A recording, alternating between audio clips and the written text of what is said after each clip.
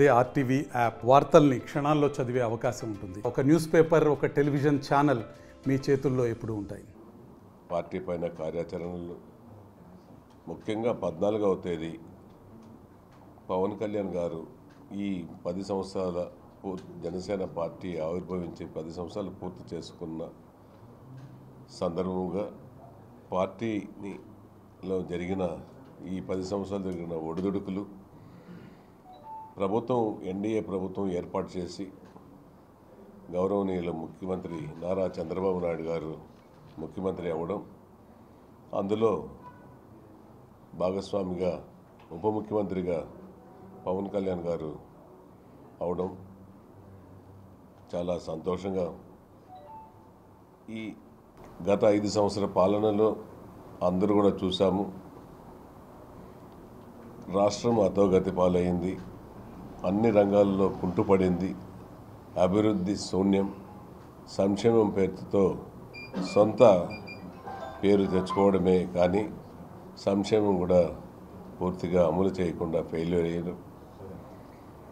అభివృద్ధి శూన్యం, ఎక్కడ కూడా అభివృద్ధి జరగలేదు 5 సంవత్సరాలలో. గత ప్రభుత్వంలో 2014 నుంచి 2019లో జరిగిన 3 సంవత్సరాల కాలంలో రాష్ట్రం విడిపోయి 2 సంవత్సరాలు హైదరాబాద్లో ఉండి 3వ సంవత్సరం వచ్చి, ఆ 3 సంవత్సరంలో అప్పటి ముఖ్యమంత్రి 14 నుంచి 19 ముఖ్యమంత్రి గౌరవనీయులు నారా చంద్రబాబు నాయుడు గారు అమరావతిని పూజలు చేసి అమరావతిని నిర్మించి ఆయన అమరావతి అని ఏర్పాటు చేసుకొని అక్కడ గౌరవ ప్రధానమంత్రి మోదీ గారి సమక్షంలో అపోజిషన్ లీడర్గా అప్పుడు 2014-19లో ఉన్న అపోజిషన్ లీడర్గా జగన్మోహన్ రెడ్డి కూడా ఇన్వైట్ చేసి రాజధాని అమరావతిలో పెట్టాలి అని పూజలు జరిపి పనులు పూర్తి చేసి ఒక పక్క ఎమ్మెల్యే క్వార్టర్స్, ఒక పక్క ఆఫీసర్స్ క్వార్టర్స్, ఒక పక్క జడ్జి క్వార్టర్స్, ఒక పక్క జడ్జి కోర్టు బిల్డింగ్స్, సెక్రటేరియట్, ఇవన్నీ కూడా 3 ఏళ్ల కాలంలో పూర్తి చేయడం జరిగింది. కొన్ని రెసిడెన్షియల్ బిల్డింగ్స్ 4 అంతస్తులు, 10 అంతస్తులు, 15 అంతస్తులు బిల్డింగ్లు కూడా పైకి లేచాయి. దురదృష్టవశాత్తు ప్రభుత్వం కంటిన్యూగా లేకుండా పోయింది. అప్పటి 14 నుంచి 19 ప్రభుత్వం, 19లో దుష్టపాలన వచ్చింది. అవన్నిటిని కూడా ఎట్లయితే 19లో జరిగి ఆగిపోయినాయో అదే స్థితికి ఈ 2024 వరకు అదే స్థితిలో పాడుబడి చెట్లు మొలిచి రోడ్లు కూడా అధ్వానంగా తయారయ్యి, ఆ రోడ్లలో జరిగే ఇన్ఫ్రాస్ట్రక్చర్ అంతా కూడా చెట్లు మొలిచిపోయి చాలా గందరగోళ పరిస్థితి ఏర్పడింది. మరలా ప్రజలందరూ కూడా గమనించారు. అనుభవశాలి మన ముఖ్యమంత్రి నారా చంద్రబాబు నాయుడు గారు, చరిష్మా కలిగిన నాయకుడు పవన్ కళ్యాణ్ గారు ఇద్దరు తోడై మోదీ గారి సహకారంతో అమరావతిని పునరుద్ధరించి అమరావతికి కావాల్సిన నిధులు కేంద్రం నుంచి సమీకరించి అక్కడ జరుగుతున్న officers quarters, MLA quarters, roads యథావిధిగా పనులు టెండర్లు పిలిచి కొనసాగడం తెలిసిన విషయమే. అమరావతి అభివృద్ధికి పోలవరం, ముఖ్యంగా పోలవరం ఆంధ్రుల జీవనాడి, అటువంటిది పోలవరం కూడా 5 సంవత్సరాలు, అంతకుముందు గత 5 సంవత్సరాలు చేసిన పనులన్నీ కూడా వృధా అయిపోయి ఫ్లడ్స్లో కొట్టుకుపోయిపోతే మరలా ఇప్పుడు దానికి కూడా కేంద్ర సహకారంతో అమరావతిని కూడా మొదలు పెట్టడం, అమరావతిని కూడా పరుగులు పట్టించడం జరుగుతోంది. మనమందరం కూడా తెలిసిన విషయం, చూస్తున్నాం టీవీలలో. ఒక పక్క అమరావతి, ఒక పక్క పోలవరం, ఇంకో పక్క రైల్వే జోన్లు, విశాఖ భోగాపురం ఎయిర్పోర్ట్లు, ఒక పక్క ఇంకో పక్క industrial park, industrial infrastructure, IT కారిడార్లు, ఇవన్నింటినీ కూడా ఎక్కడికక్కడ 6 నెలలు 7 నెలల కాలంలోనే ముఖ్యమంత్రి అయిన మొదటి రోజు నుంచే పోలవరం విజిటింగ్ పెట్టడం, ఆ తర్వాత అమరావతిని చేయడం, ఆ తర్వాత సంక్షేమం, అభివృద్ధి చేయడం, రాష్ట్రంలో గుంతలు కూడా పూడ్చలేని 5 సంవత్సరాల కాలంలో గుంతలన్నీ పూడ్చడం, గౌరవ ఉప ముఖ్యమంత్రి వర్యులు పంచాయతీరాజ్ మంత్రిగా గ్రామ స్వరాజ్యం సాధించే దిశగా దాదాపు 13,342 గ్రామ సభలు నిర్వహించి 4,800 కోట్లు కేటాయించి ప్రతి పల్లెలో సిమెంట్ రోడ్లు కానీ అదేవిధంగా కాలువలు కానీ మిగిలిపోయిన కుంటుపడిన రోడ్లన్నింటినీ కూడా పూర్తి చేయడం జరిగింది. దాదాపు 90% పూర్తయింది. ఇంకా ఒక 10% ఉంది. ఈరోజు గ్రామాల్లో ఉన్న ప్రతి సర్పంచ్, ప్రతి ఎంపీటీసీ, ప్రతి నాయకుడు ఆనందంగా ఉన్నారు. గత 5 సంవత్సరాలలో సర్పంచ్లకు విలువ లేదు, ఎంపీటీసీలకు విలువ లేదు, ఎవరికి లీడర్లకు కూడా విలువ లేకుండా జరిగింది. అటువంటిది ఉప ముఖ్యమంత్రి మన పవన్ కళ్యాణ్ గారి నాయకత్వంలో గ్రామ స్వరాజ్యానికి వెలుగులు తేవడం మనమంతా చూసినాం. అంతేకాకుండా ఎన్ఆర్జీఎస్లో లక్షల మందికి ఉపాధి హామీని కూడా కల్పించడం జరిగింది. ఇవన్నిటినీ కూడా మనం ఈ 10 సంవత్సరాలలో పార్టీని ఎలా ముందుకు తీసుకొచ్చాం, ఎలా 175 స్థానాలకు 164 స్థానాలు ఎలా గెలుచుకున్నాం, ఇవన్నిటికీ విశదీకరిస్తాడు. మన నాయకుడు ఒక 21 మంది ఎమ్మెల్యేలు, 2 ఎంపీలని మన రాష్ట్రంలో నిలబెట్టారు. జనసేన పార్టీ తరఫున 100% స్ట్రైక్ రేట్ సాధించిన ఏకైక పార్టీ జనసేన పార్టీ, పవన్ కళ్యాణ్ గారు అనేసి కూడా ఈ సందర్భంగా మనం ప్రజలకు తెలియజేస్తారు. అంతేకాకుండా ఎక్కడ పోయినా మహారాష్ట్రలో పోతే అక్కడ కూడా 9 చోట్ల ప్రచారం చేస్తే మహారాష్ట్ర ఎన్నికల్లో కూడా గెలిపించడం అది పవన్ కళ్యాణ్ గారి చరిష్మాతో కూడుకున్న విషయం అనేసి కూడా మీ అందరికి కూడా తెలియజేస్తారు.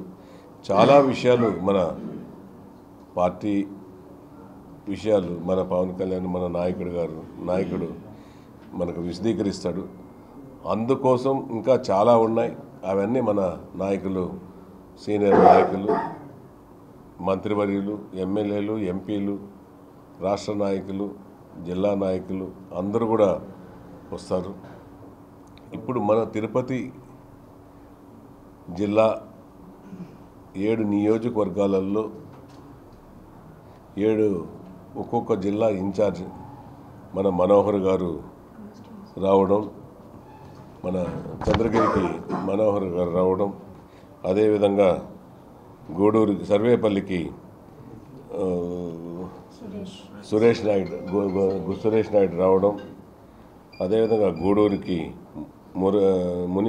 మునిగిరీష్ రావడం, అదేవిధంగా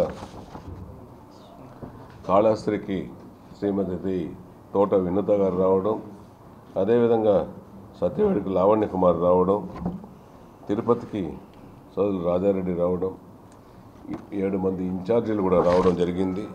మన సోలూరుపేటకు మన అతను ప్రవీణ్ గారు, ఉయ్యాల ప్రవీణ్ గారు కూడా వస్తున్నారు. కొంచెం బయట ఉన్నారు, గూడూరులో ఉన్నారు. అతను వస్తాననేసి కూడా చెప్పాడు. కొంత టైం అవుతుంది. దానికి తగులు మొత్తం 7 నియోజకవర్గాల నుంచి 7 మంది నియోజకవర్గ ఇన్ఛార్జీలు ఈరోజు పిలిచి 14వ తేదీ జరిగే ఆవిర్భావ దినోత్సవ మీటింగ్కు సన్నాహక సభలు గురించి మాట్లాడాలని 7 మంది సమన్వయకర్తలతో, నియోజకవర్గ సమన్వయకర్తలతో కూడా మాట్లాడి చేయడం జరిగింది. మొన్నేమో కాకినాడలో ఎమ్మెల్యేలు, ఎంపీలతో కూడా మాట్లాడి ఆ సభను ఎలా జరపాలని చెప్పడం జరిగింది. అందులో భాగంగానే ఈరోజు ఈ తిరుపతి నియోజకవర్గానికి, తిరుపతి పార్లమెంటుకు మన 7 నియోజకవర్గాలు ఉన్నాయి. 7 నియోజకవర్గాల అధ్యక్షుల్ని రావడం, అందుకు గౌరవనీయుల పెద్దలు వెంకటేశ్వర్లు గారు, స్టేట్ కార్యదర్శి వనజ గారు, స్టేట్ స్పోక్స్ పర్సన్ శ్రీమతి వనజ గారు, అదేవిధంగా మన స్టేట్ సెక్రటరీ మన సుభాషిణి గారు, ఇంకా చంద్రమౌళి గారు, ఇంకా చాలామంది రావడం జరిగింది, మధు గారు, ఇంకా కూడా చాలామంది రావడం జరిగింది. వీరందరికీ కూడా కొంతమంది నాయకులు కూడా నియోజకవర్గాల నుంచి రావడం జరిగింది. నేను ఒకటే మిమ్మల్ని కోరుకుంటున్నాను, మన తిరుపతి పార్లమెంటుకు సంబంధించి దాదాపు 2000 మందికి తగ్గకుండా ఒక్కొక్క నియోజకవర్గానికి 300 మంది,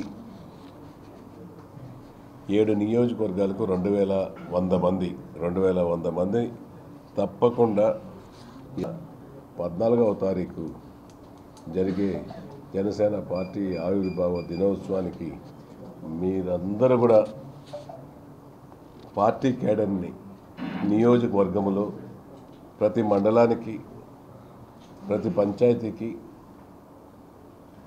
అదేవిధంగా మున్సిపాలిటీలలో ప్రతి వార్డుకు, కార్పొరేషన్ పరిధిలో తిరుపతిలో 50 డివిజన్లు ఉన్నాయి. 50 డివిజన్లో జనసేన పార్టీ నాయకులు, వీర మహిళలు, అదేవిధంగా 7 నియోజకవర్గాల్లో జనసేన పార్టీ నాయకులు, వీర మహిళలు కూడా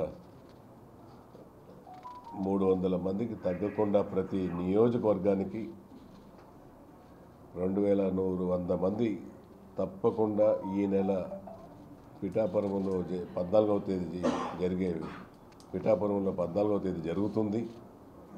పవన్ కళ్యాణ్ గారు అధ్యక్షత వహించి ఆయన మనకు సలహాలు, సూచనలు, పార్టీ యొక్క గురించి మాట్లాడతారు. అవన్నిటినీ కూడా మరలా మనం నియోజకవర్గ పరిధిలో మన నాయకుడు చెప్పిన విధంగా చేయాలి. ముఖ్యంగా మనం ఎన్డీఏ కూటమిలో భాగస్వామి అయ్యాం. మనకు 21 మంది ఎమ్మెల్యేలు ఉన్నారు, 2 ఎంపీలు ఉన్నారు రాష్ట్రంలో. మన నాయకుడు అన్నీ చూస్తున్నాడు. ఖచ్చితంగా కూడా ఎమ్మెల్యేలు లేని చోట కూడా మనకు తగిన ప్రాధాన్యత, గుర్తింపు, అక్కడ కూటమి ఎమ్మెల్యేలతో మాట్లాడి అక్కడ గౌరవ ముఖ్యమంత్రి నారా చంద్రబాబు నాయుడు గారు, గౌరవ ఉప ముఖ్యమంత్రి పవన్ కళ్యాణ్ గారు ఇద్దరూ మాట్లాడుకొని ప్రతి నియోజకవర్గాన్ని జనసేనను జెండా ఎగరవేసే విధంగా జనసేన నాయకులకు, కార్యకర్తలకు కూడా భరోసా కల్పించే విధంగా నియోజకవర్గ స్థాయిలో నుంచి కూడా బలపరచుకోవడానికి తగిన అవకాశాలు వస్తాయి. దానికి మనం అందరూ కూడా సన్నాహక ఆసన్నమైంది. ఈ సభను విజయవంతం చేయాలని మరొకసారి మిమ్మల్ని అందరినీ కూడా కోరుకుంటూ, ఈ నెల 14వ తారీఖు పిఠాపురంలో జనసేన ఆవిర్భావ దినోత్సవం జరుగుతుంది. ఉదయం 14వ తారీఖు మార్చి 14 ఉదయం 10 గంటలకంతా ప్రతి ఒక్కరూ జనసేన సైనికులు, నాయకులు, వీర మహిళలు అందరూ కూడా తప్పక హాజరు కావాలని మిమ్మల్ని కోరుకుంటూ, ఈ యొక్క సందేశం తిరుపతి జిల్లా మొత్తం కూడా మీ 7 మంది ఇన్ఛార్జీల ద్వారా మీ పరిధిలో ఉన్న ప్రతి నియోజకవర్గాల పరిధిలో ఉన్న ప్రతి మండలాలు, ప్రతి మున్సిపాలిటీలకు ఈ యొక్క మీటింగ్కు వెళ్ళాలనేసి, సన్నాహం చేయాలనేసి మిమ్మల్ని కూడా కోరుకునేదానికి ఒక్కసారిగా రమ్మంటూ మీకు కూడా తెలియజేద్దామనేసి కూడా ఈ యొక్క మీటింగ్ కూడా ఏర్పాటు చేసుకోవడం జరిగింది. మరిన్ని వీడియోస్ కోసం ఛానల్ ని సబ్స్క్రైబ్ చేయండి. లేటెస్ట్ అప్డేట్స్ కోసం వాట్సాప్ ఛానల్ ని ఫాలో అవ్వండి. ఆ లింక్ డిస్క్రిప్షన్ లో ఉంది.